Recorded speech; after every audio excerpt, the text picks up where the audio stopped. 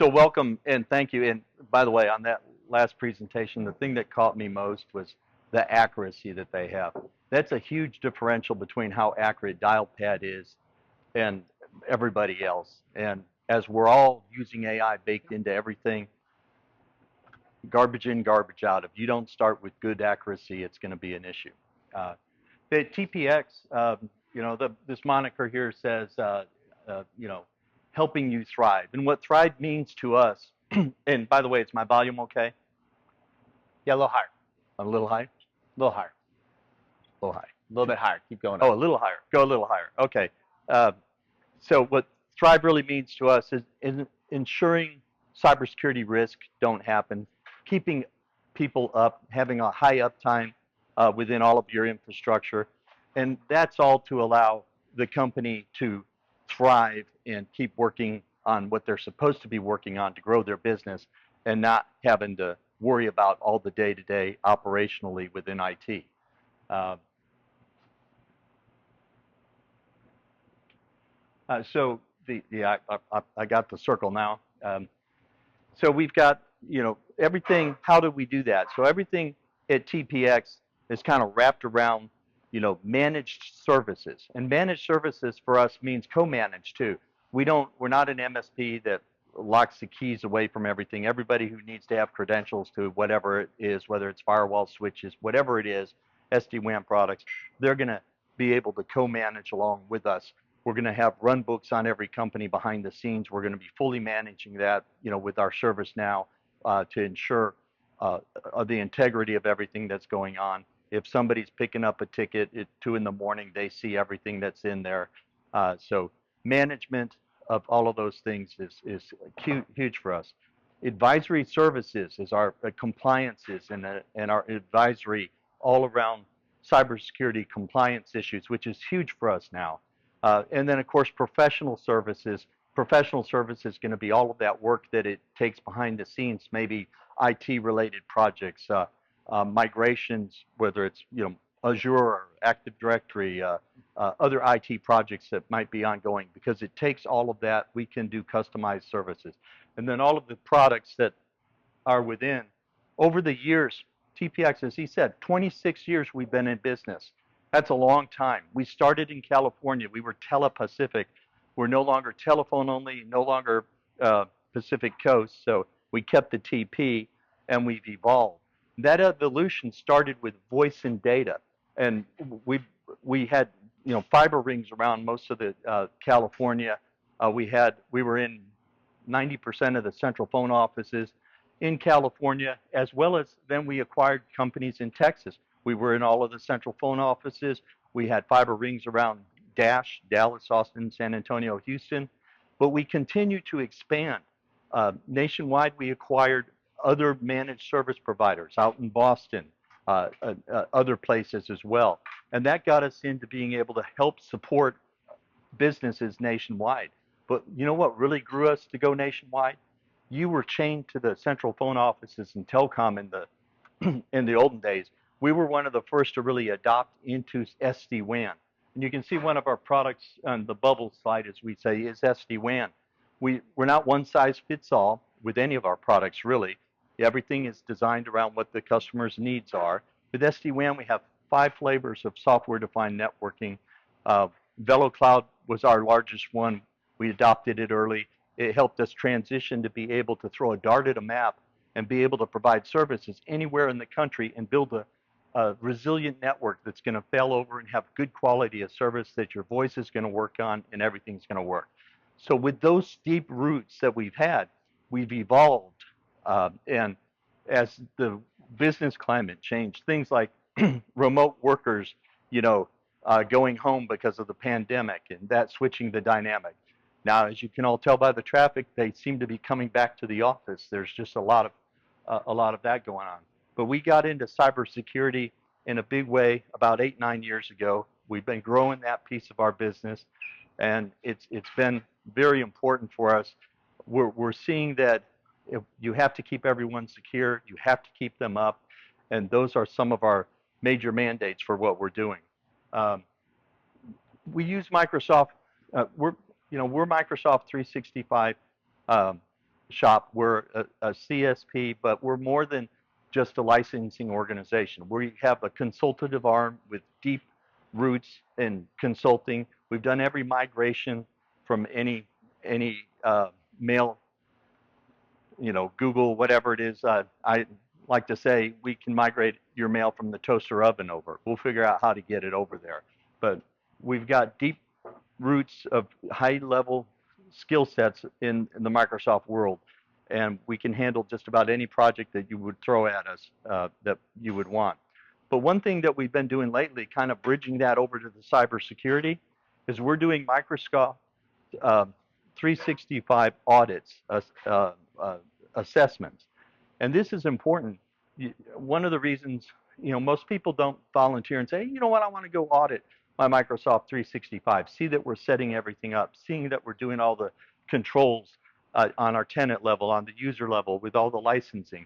And I'm not just talking about an inventory of your Microsoft, which, by the way, I love what I saw with the procurement, their ability to drill down and see what your license is, what your license count is. That's so valuable. Most people are not looking at that. Use that. That's huge. But let's say you had some kind of a breach.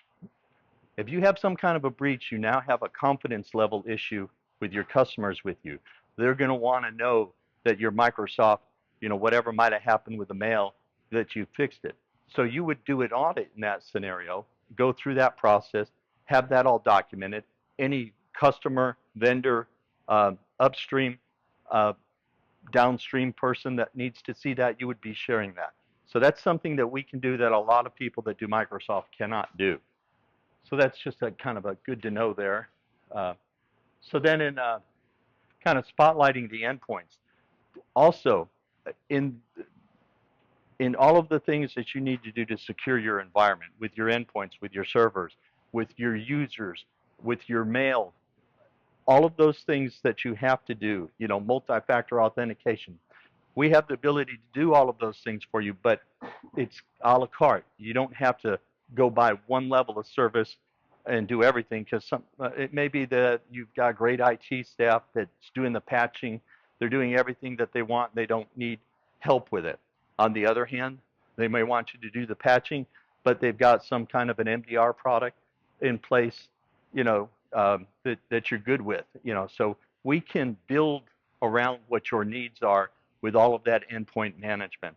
We believe that you need to have security awareness training as part of your endpoint user management, user community, not just for compliance purposes for like FTC safeguards, but also for cyber liability insurance purposes. Most people require you to do those things. That list for cyber liability insurance used to be 10 things you'd tick a box. Now it's 10 pages. They're going to require you not only that, but to do vulnerability and penetration scanning in many cases.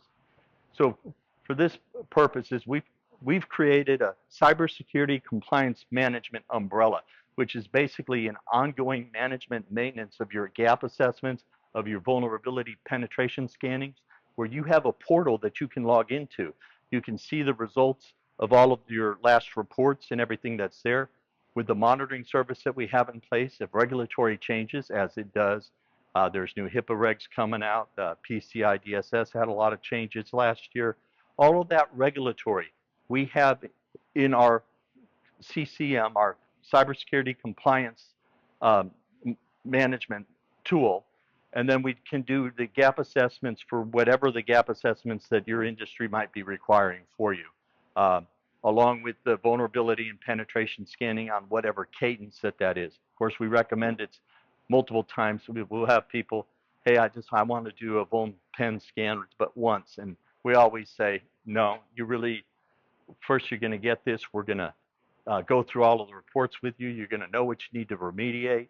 Um, After that's done, we're going to go back and redo the process again, so you can actually have a good documented result that shows that you've got a clean bill of health. So that's very important for us, but it's customized based upon the needs of the user. Sometimes um, somebody may have multiple compliances. By the way, a lot of the compliances, they overlap. The first 50 things, in HIPAA are probably, coming from the NIST guidelines anyway. And last, in closing on this, what we wanted to offer complimentary to anybody is a free cybersecurity readiness evaluation. What this is, it's a conversation with one of our cybersecurity analysts, expert. They're going to go through a list of 11 questions designed by the Department of Homeland Security, and it follows NIST guidelines. But it covers the three most common threat vectors of how ransomware or basically any malware gets into your systems. And what we do with that is we go through the questions with you. We produce a report that shows the questions we asked, the responses that we got from the customer, and the analysts will do some analysis based upon the answers. And then we'll rate in each of those 11 areas, and we'll go back and have an interview where we go through the process. There's no selling in this process. This is just to get general cybersecurity awareness out there and find out where some gaps are within your environment. Yeah, so I think, listen, what I grew up with Pacific, now TPX, is that network they're experts on. I mean, they've been doing network forever, fiber, network, type 2, type 1 with the major providers. The major providers being Verizon and AT&T, used to be Sprint in this space. Those two have pretty much let go of their old network teams. They've been kind of dismantling that. They've gone to everything mobility-wise. And so this is one of the companies that we often bring clients to, and Andrew can talk to an example here in a second too. We bring clients to Telepacific because they are founded based on network. Network, as he talks security, they start to mature into managed services. That managed services, no different than me running a large company in Cox Communications. You got the network, you got the edge, and you got the managed services wrapper around that. And so they have a base wrapper around that at the edge and through their network too as well. Communications too. So if you're looking for a UCaaS model primarily, they're a player. A bundle package, they're a player. They're very good at the bundle package model. And so when you're looking at an engagement, often we bring Telepacific to the table as somebody that a client looks at. Client does analysis, client analyzes it. They're very cost competitive when looking at it. I'll let Andrew speak to an example of that because we ended up working and winning a large client not too long ago together. But it's a history. It's understanding they're one of the best private equity companies, because when we think about bringing somebody to the table, we don't want to bring somebody to you that we can't look at the insights data and they're not stable. And so all of that plays into your decisions, because at the end of the day, you got to make it and you want to be around because that company doesn't fail. You're kind of going into a rocky road right now economically, where optimization and managing that up and down terms, conditions, and watching that is really important. And so with these guys, we feel confident with them being around. We feel confident with the team that they have. Former CEO Dick Jelcutt, I knew really well. I know that company inside and out. So it's a confidence factor, and that we can bring them to the table as a real legitimate opportunity for you. You got a UCaaS innovator in a dial pad, and you got a stable long-term player on the network side and at the edge, and a team that can wrap around this. So, I'll let you dig in on some of the opportunities that we've won with them as well. Yeah, so just to speak, I'm not sure if you're aware of this one, but to speak to kind of a use case, because I think that's one of the challenges. Restroom? With like TPS, they kind of do a lot of things, right? So like, to the point earlier when I was speaking to, is like figuring out where people are strong and then aligning. So we have a Nate Rex International real estate company. Can you show some my club soda? And they were basically being, a little bit. They had, I guess 35 of their locations were with an MSP. They're moving away from MSP, they circuit activation, everything. So where TPX was one of the ones they brought in, right? We brought in a couple of folks to go do this and run through the analysis. What they did was they kind of went above and beyond. Was they basically went on site and took an inventory of all the different locations, and they came back with a plan, because nobody knew what was on site because it was being done by an MSP. You see, the gear was going to be leaving at a certain point in time. So that initial step put them in a very good situation, right? But the big thing here was we needed some flexibility, right? We needed somebody that could pivot quickly. Meaning, I have a branch open. I'm closing this branch here. I'm opening it over here. I need to be able to get this equipment from here to here in 72 hours. I need to move the connection from this place to this place in 3 days. Right now, there's lead time going into it, but that was the kind of the thing that was really the sticking point. Was like, are we going to have the right reaction from the team in order to make sure we're accomplishing these feats because it's hard, right? You're moving stuff from one place to the other. So, and they've been great at that so far. But the other thing that really was interesting about this one was all the equipment was leaving. The local network equipment was all leaving. So the customers essentially looking for an OpEx model that was managed. So, and they didn't want to buy the gear. So they came in with a Meraki play, installed the Meraki, it's managed, it's billed on a monthly fee, right, for each node, right, or each device, and ongoing. So they have that basically the full turnkey management of it. There's responsive reactiveness to the internet connectivity. So circuits go down, they see it, they open the ticket, right, they kind of handle everything super nuts. For the customer, it's been a really successful engagement that's essentially kind of changed the perception of how they're going to go procure internet services and network services going forward, because it's essentially like that in a box, right, is what they've done. So that was a situation where they were a really good fit. It wasn't overly complex from a technical perspective, but it was very challenging from an execution side of the house, and we were able to do it, and a lot of this was being in tandem with them ripping out the old equipment. So that's like a scenario, right, for them where that's a fit, right? And then some of the other things that they can do after you've earned that right, you've earned that trust, they can kind of basically kind of crawl into some of the 365 stuff that's there, right? Or just to further increasing the overall security posture to those customers. But it's really like solving a problem, right? They have a mature approach to the network and circuit aggregation, which is kind of the lead in, right? And then from there, you kind of go expand into some of the other areas. Yeah, all those projects are project managed with the professional project managers. We've done hundreds of MPLS migrations over the years, and now just the legacy migrations of whatever to the newer products and newer platforms. And like somebody mentioned I haven't before, heard that word in a while, actually. what's that? The Went MPLS? from frame relay a long time ago. Like, oh, what's frame relay? Yeah. I read that one, MPLS. I heard Less and somebody less. mention PRI Tell ya. earlier too, and I was Yeah. like, yeah, okay. They're still out there. And you can make good money replacing them because people are like, I'm paying that much for that PRI. But absolutely, the warriors of many battles, thousands of endpoints that are under control and locations, 35,000 I think it was at one time. I'm not sure after the pandemic. A lot of smaller California locations didn't make it, but and one thing I wanted to add, because you guys, AI is your big theme, right? With a lot of this new networking tools and things that we have out there, Juniper is one of the products that we have in our portfolio as well, and they've got Jarvis, or not Jarvis. Jarvis is Iron Man. Marvis, one letter greater than Jarvis, is the AI for Juniper.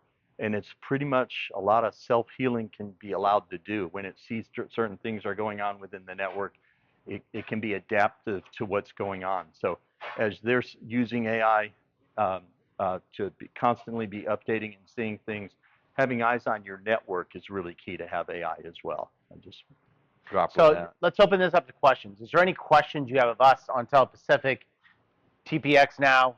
Is there any questions you have of them that we can answer to as well? Any interactions on that? Do you guys have any questions? Okay. Well, thank you very much. Appreciate it. Anybody need a drink?